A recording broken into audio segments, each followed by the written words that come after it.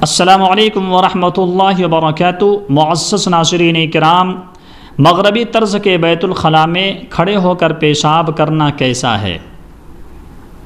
چونکہ اس زمانے میں بس اسٹیشنوں، ریلوے اسٹیشنوں، ایئرپورٹوں، بڑے بڑے مال اور کمپنیوں میں ملازمین اور عام آنے جانے والے لوگوں کے لیے مغربی طرز کے بیت الخلاء کا انتظام ہوتا ہے، جن کو مسلم، غیر مسلم ہر طرح کے لوگ استعمال کرتے ہیں۔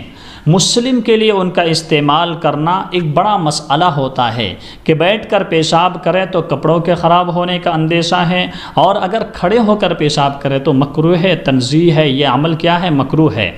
تو اس صورتحال سے نکلنے کے لیے حکم شرعی یہ ہے کہ اگر کپڑوں کو نجاست سے بچانا، گندگی سے بچانا مشکل اور دشوار ہے تو کھڑے ہو کر پیشاب کرنے کی گنجائش ہے، ورنہ بیٹھ کر ہی پیشاب کریں۔